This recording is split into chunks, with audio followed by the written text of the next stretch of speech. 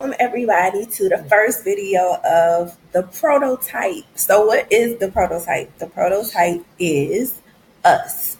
We are me and a model couple. Yes, we are married, but we want to help out those who are in need of advice, discuss topics anonymously and upfront, and to be able to just share our story, our journeys when it comes to dating and being in this wonderful married life, because we do have fun, but it is hard work. So we are the prototype, being a model. So we're gonna get into topic. I'm ready for this one. Go ahead. Topic. The topic we're going to talk about tonight is gotta get away. Recently, I was in a group setting, and a married person told me that he told his significant other that he was going to take some time away.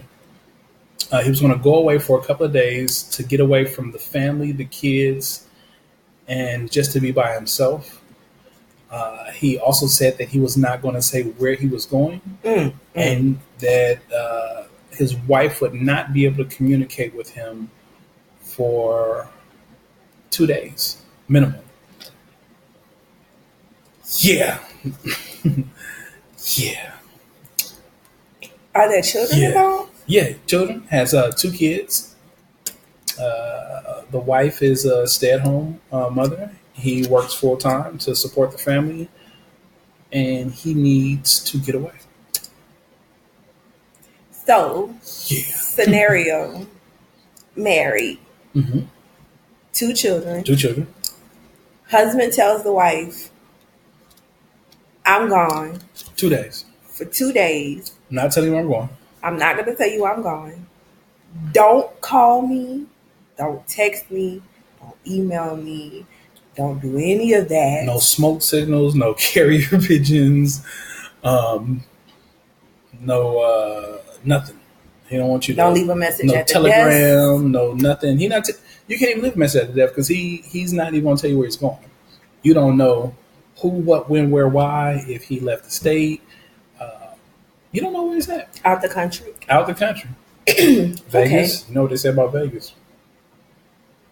Don't do it. Don't do it. Okay. All right. Just wanted to get that cleared out for everybody. Just to reiterate what we're dealing with here. So we're going to discuss how to handle something like this.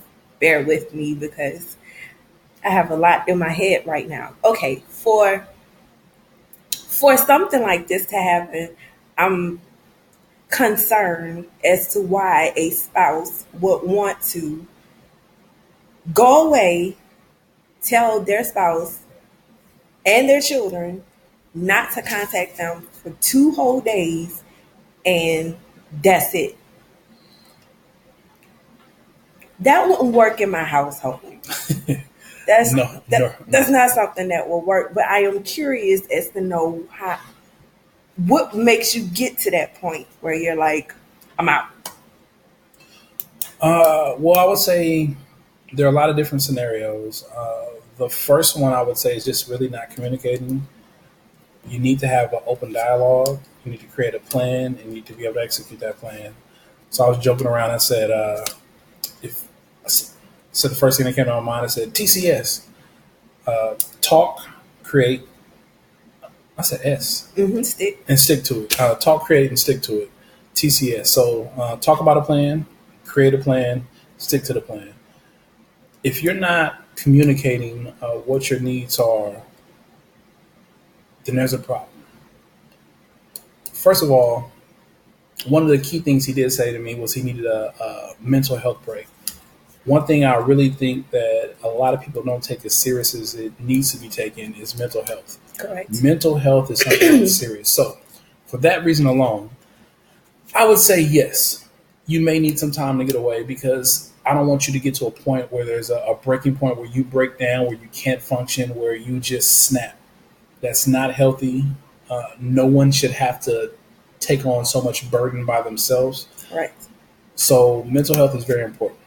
Now, how you go about that, taking that time away, or being able to do a reset is something that you have to plan together. I'm not just going to walk in my house and tell my wife I'm gone for 2 days. You, Livy, and Jacob, y'all figure it out. I see you when I see you. It's not acceptable. If you're in a relationship or partnership, that's something that you definitely need to talk about and come up with a plan where it works out. I'm all about, if you need a day, girls' day, guys' trip, go to the spa, go to a ball game, whatever it is that you like to do to relax and unwind. I'm all about that, all for it, but it has to be communicated. So let's, well, I won't say that it's not impossible for somebody to be burnt out, because being married or being in a relationship where you guys live together or whatever the situation is, you can get burnt out from the day to day routine, especially if children are involved. And, but you have to, it's okay to take your moments. Mm-hmm. Me personally, I am a loner by nature. So I'm okay if I'm by myself for a moment. But some people aren't that way. But still, everyone should have a chance to take a moment, whether it's just driving down the street, whether it's going to get some chicken from Publix, whether it's going to get some ice cream, or just taking a walk. Take your moments, but also communicate with your spouse and let them know what you're doing. If you have to have a private moment, you could just take your private moment where it doesn't hurt anyone's feelings, and you just say, hey, I need a minute. I need a timeout. I need a second. Children can complicate the day-to-day routine because they have needs, and you can't just turn them off and say no. And so in between, you can get a lot of frustration that starts to build up. But if you allow that to happen, then a blow up like, I need 2 days, I'm gone, can happen. Now, if it's a situation where you've discussed, hey, I need a minute, but it's still the constant routine, still the constant cycle, and that person doesn't understand that you need that moment, then you have a problem. So in that case, mental health, like Phil said, is very important, because we all mask everything to some extreme or another, and it's not good. But what you don't want is somebody to blow up on you and everything is completely shattered in minutes. But it took a long time for all of this to build up. So it's important, very, very, very, very, very important to communicate. And if you need a moment, take a moment. If you need a day, take a day. But you don't just up and leave and I'm out, I'm done, I'll be gone, don't contact me, don't do any of that. It's disrespectful. It really is disrespectful to the relationship, to the person that you're married to the person that you're in a relationship with, to your children. But it's also disrespectful to you. And the reason why I say that is because it's demeaning your character, and it's demeaning your integrity, because the person that you claim to be has now flip mode, and now all of a sudden you just drop everything and leave. So it kind of it disrespects the person you've built up to be up until this point. But it should never be a bad build up to where you just up and leave. So create a plan. Create a plan. If you decide that, okay, one day out the month or one day out the week, I'm going to go to the gym. That's your alone time. Discuss that with your spouse or the person you're in a relationship with, and it should be no issue. As long as you talk about it, hey, every Tuesday I'm at LA Fitness for an hour or 2 hours, possibly get something to eat, you're home by a certain time. That way you can plan everything out. If I know that Philip is going to go get his hair cut, I know that I need to have the children taken care of so they won't bum rush him when he gets into the house, so he can relax. And that's another important thing too. Let me go back to that. When one spouse is home with the children, whether you get home early or if you're a homemaker or whatever the case is, your spouse or whoever you're in a relationship with should never be bombarded at the front door with stuff. They're coming in from work, and if they're coming in after you, 9 times out of 10, it's been a long day. You do not want to just throw stuff at them. You want to give them their moment to, I'm home. When you put the key in your door and open your door, there should be a sense of peace, like, oh, I'm home and the world is out there. So give that person time to breathe. Nobody wants to walk into the house and be like, oh, hey, so you got to cook. I just came through the door. What do you mean? Or, oh, the kids tore up the house, so you got to clean that up. Or you got to wash clothes. Or it's ridiculous because you've already dealt with thousands of people throughout the day in your workplace, and you got to come home to chaos. That can cause a big blow up. That can cause a blow up. One of the things you'll always hear me say, or people that know me hear me say, and I'll say it over and over again throughout this video, is we a lot of times put uncommunicated and unrealistic expectations on our partner. If I don't know what your needs are, I can't just expect you to handle the situation the way I would handle a situation. Right. We all process information differently. We all think differently. Men think entirely different from women. My focus or what I think may be a priority is completely, sometimes maybe different from what Sharon thinks is a priority. The way I go about doing things, we'll say something basic, a basic task is such as wiping off the table. The way I do it and the way Sharon does it is completely different. Two different things. It's something basic as wiping off the table. Our process is completely different. To me, all that matters is the end result. But to Sharon, the process and the steps of how you get to it is more important. So, again, uncommunicated expectations can create problems. And like Sharon said about coming through the door, the way our relationship works, our marriage works right now, is I'm working full time and Sharon is a stay at home mom. But if anybody knows Sharon, she's still working. Like, come on, like the woman cannot sit still. No. Had a baby and was home sweeping and washing the walls the next day. It's just like, what are we doing? Too much. Yeah, but anybody that knows my wife knows that she's constantly going. So even though she is a stay-at-home mom, she still works and does her business and other things that she does, helping out her friends, the church, and so forth and whatnot. However, that doesn't mean that when I come home, I'm just, hey, them your kids, this your house, you do what you do. I didn't work, so when I come home, I didn't come home to work. No, I'm not saying that. A relationship is a partnership. It's never going to be 50-50. We all give differently in certain ways. So where she may be more maternal, more nurturing, I may come in the disciplinary area of it. So if Olivia did something wrong at school, I may hear about it and I come home. I may be the handle the disciplinary actions or whatever thing needs to take place. But there's a partnership. There's a balance. So I may not come home and wash clothes right that minute, but if it needs to get done, I'm going to do it.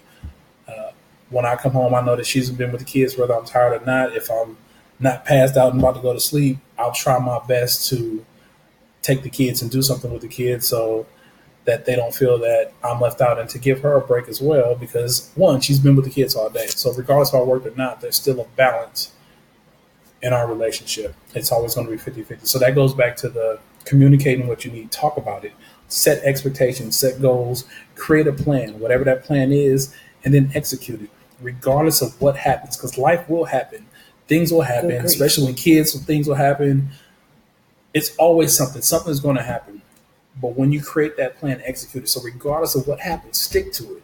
If you say that on Tuesday you're going to do X, Y, Z, hey, it's Tuesday.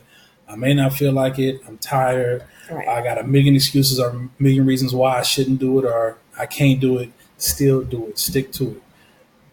Be true to yourself. Right. Be true to the situation. Be true to your relationship. If you say you're going to do something, do it.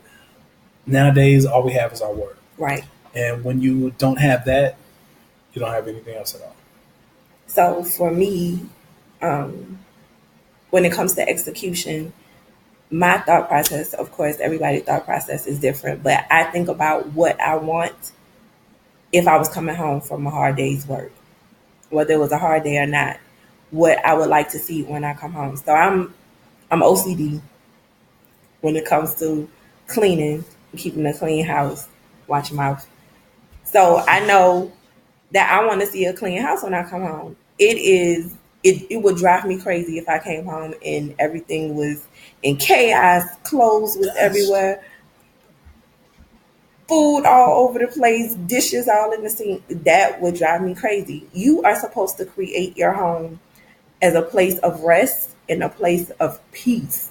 So if you don't have peace in your house, in the words of my grandmother, if there's no peace in my house, I'm going to beat the hell out of everything until I get peace. So that was her. Well, that was her way of saying that there will be peace in this house, because other than the church, my house is where I rest and where I raise my family and where we make memories. So if your house is chaotic, that can cause a blow up. Just like the guy saying, I'm out. So executing, thinking, what do you want to see? What do I want to see when I come home? What would I like when I come home? Think about it that way. I know there's a saying that says treat people the way you want to be treated, but when it comes to love languages, you have to treat your spouse or your partner the way they want to be treated, because you can do everything under the sun that you think they want done, but that's not really what they want. You may think, okay, well, folding the clothes makes me happy, so I'm going to fold the clothes. They may want to put the clothes in the dryer or wash the clothes themselves, and that makes them happy. So you have to communicate and create the plan and definitely execute it. So talk, create, and stick to the plan, so that way you won't have a blow up of I'm out. And when you have that plan and your partner communicates a need to it, listen to what they're saying and execute what they're saying. If they're telling you they need to do something, do it. I'll give an example. It's something that I will never forget that I personally did. Sharon told me, I don't remember if it was a birthday or if it was Valentine's Day. It was one of the holidays. And I asked Sharon what she wanted. She told me she wanted flowers. And I did everything except forget flowers. And we talked about it. And, I always like to recap on the day. How was your day? How did everything go? She said it was great, but I just really wanted some flowers. I was like, oh my God. She communicated, but I didn't listen. And something so simple, even though I'm sure she enjoyed the day, even though I'm sure she enjoyed what she received, I didn't hear and listen and execute on what she wanted. We had a dialogue. She created a plan, said what she wanted, but I didn't execute. And that's the key thing, all 3 steps. So TCS, talk, create, and stick to it. So when you say something, That's your word. That's your word. That's all you got. So this concludes our first video. Number 1 in the book.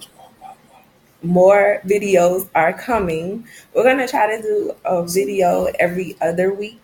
We don't want to crowd your space or anything. Let you discuss the topics. If you have any topics that you want to send in to us, you're welcome to do that. The email address is wisdomby30@gmail.com. When you send your email, I will reply back letting you know that we received it. I won't promise that your topic will be the next video, because we do have pre-planned topics already. Mm-hmm. But if it is, you'll be the first person to know. So subscribe to the Wisdom by 30 channel. The prototype will be going on all summer long. So send in your questions, comments, concerns. We're going to try to touch on the responses, being able to respond to someone who's single, to someone who's in a relationship, engaged, and married. So this is the prototype. We see y'all later.